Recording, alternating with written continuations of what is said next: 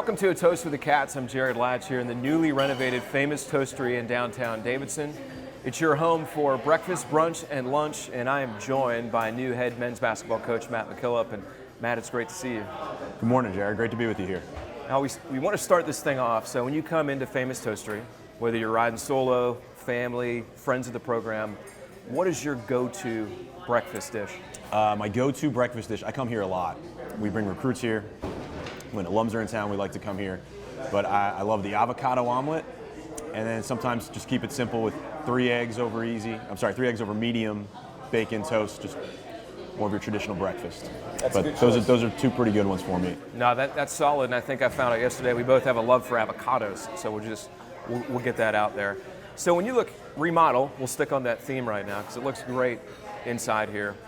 Is there anything we can expect in terms of remodeling within the program? Anything we're going to see that might be a little bit different this year? So I think there will be a few things, both what takes place behind the scenes and maybe a little bit of what you see on the court. The remodeling takes place every year in a sense with a new roster and a new lineup, and we've got a lot of new faces and new additions. And if you think about it, the only players that we're returning that played significant minutes are Foster Loyer, Sam Menenga, Grant Huffman, and Des Watson. So we're going to rely on a lot of new guys. So from a remodeling sense, if you will, it's going to be the players. And we're going to play to their strengths as best as possible. And we're going to see some new strengths, maybe a few different weaknesses that we had that we didn't have last year. But I think some of the weaknesses we may have had last year, we've added some really good pieces to help make those a little bit lighter. Key addition to the coaching staff, Matt Matheny back, former associate head coach, and went on to Elon as a head coach. What type of value does he bring back to this program to join you? You've got Jack Gibbs, Will Regal, Josh Heiliger on that staff. Yeah, well, Matt's value is immeasurable. Obviously, there's the experience of being a head coach, and every single day, multiple times a day, I'm saying, hey, what should I do in this situation? How should I communicate with our player?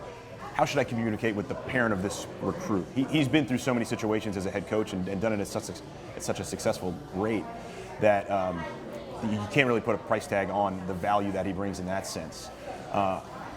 Maybe the best thing is that he knows Davidson College and he helped build this program to where it is. So the relationships he has with people in our building, around our campus, around town, the history of our basketball program, it's tough to teach that. It's tough to get an understanding of what that means. Davidson is such a unique place and our program is so unique in the same way that somebody new coming in the door, maybe it would take them a long time to really be a part of it the way that Matt already has been a part of it in 3 weeks.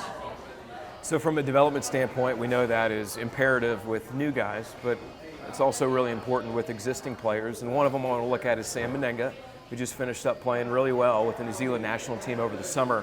What are you looking from him in terms of development, change, additions to his game? To continue what he's been doing, which is getting better and better and better throughout his career. And Sam stepped on a campus, or he stepped into his freshman year, and he started right away. We needed help at that position, the 4 position. And I think his first game he had 18 points against Texas. And it was a little bit of a flash in the pan. We knew he had that in him, but it was going to take a lot to become consistent to do that at the level that he wanted to do it, and we wanted him to do it day in and day out. And we had such talent last year at every position. And what was terrific was that teams would scheme in different ways to take things away, but Sam was consistent. Sam always rebounded. Sam always ran the court. Those little things he did every single day.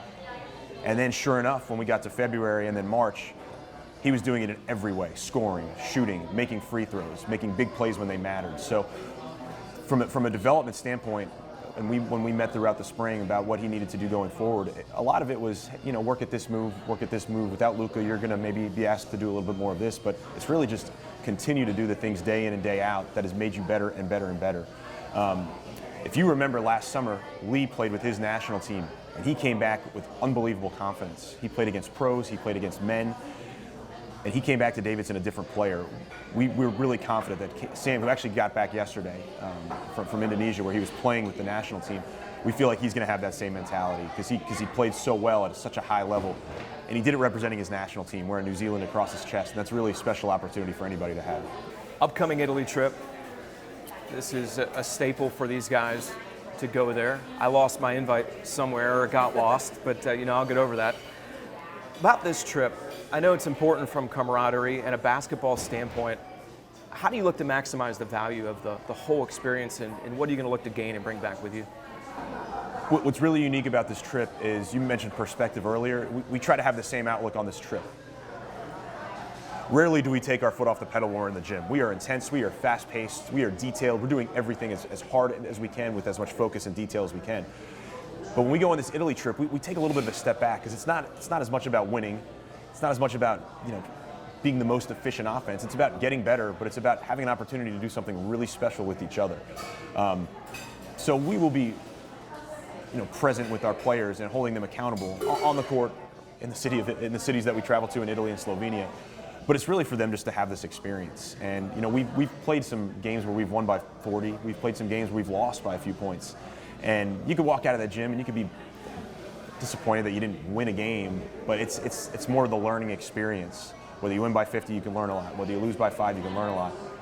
But being able to walk the streets, being able to see a different culture, being able to be together in a land that everybody's exploring for the first time, that is where you really get a chance to grow. And the growth we make off the court, usually from our experiences on this trip, is what leads to growth on the court. So one key way that fans continue to build excitement looking forward to the season is, of course, the schedule. What can you tell us on that front about some of the teams the Wildcats will face? So very exciting non-conference schedule from what we've confirmed so far. We still have a few games we're planning to add to the schedule. The easy one you can circle on your calendar is our game against Purdue, which is played in the Indiana Pacers facility in Indianapolis. Purdue will likely be a top 25 team. They've got a 7'4" big man named Zach Edey, who's really talented. Dipped his toes in the NBA draft this year, decided to come back. But what's really neat about that is Foster Loyer's brother was a 4-star recruit, top 100 player. He'll be a freshman at Purdue, and that was a lot of the attraction to play this game, was to give Foster a chance to compete against his brother. And Foster's getting thrown in the fire. I mean, he's got to go play against his former team at Michigan State. Now he's got to go play against his brother. But I know his family is pretty thrilled about that opportunity. The field just came out yesterday. Not the field. The bracket just came out yesterday for the Charleston Classic.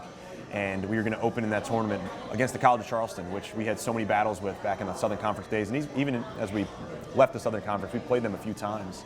And getting down to the city of Charleston is I like it as a coach, although I'm in a hotel and preparing most of the time. But our fans, I know, love it. And it's a great opportunity for us to hopefully have a lot of support for that weekend in Charleston. And then the second round game will either be South Carolina or Colorado State. And Colorado State was a top 25 team last year. They were an NCAA tournament team. They had a first-round pick in David Roddy. Very good program. And then South Carolina, an SEC team, and they just signed, they just received the commitment last week from one of the top players in the country who's expected to be an NBA draft pick the following year. So their profile has been enhanced in the last 7 days alone. So very good opportunity for us to hopefully get some great wins. And then beyond what our non-conference schedule is, our conference schedule, our Atlantic 10 schedule, could maybe be the most challenging in-conference schedule we've ever had as members of the Atlantic 10. There's a lot of prognostications, but it's believed that the top 3 teams in the Atlantic 10, according to what preseason polls will say, will be St. Louis, will be Dayton, and will be VCU, and we're playing each of those teams home and away. We've never played Dayton both home and away in one season. We've only played them once a year for all 8 years we've been in the Atlantic 10 in the regular season. So our conference schedule is going to be really challenging. Our non-conference schedule is going to be really challenging. So we've got a lot of work to do to be ready, but this opportunity to practice right now, to go on our trip to Italy, to grow in that experience on the court and off the court, I think we're going to be in great position to show what we can do on the court this year. Matt, thank you for your time. And before we go, we have to make a toast to the Cats. So cheers, my friend. Cheers, Jarod. And now we can dig in. Sounds great. Thanks.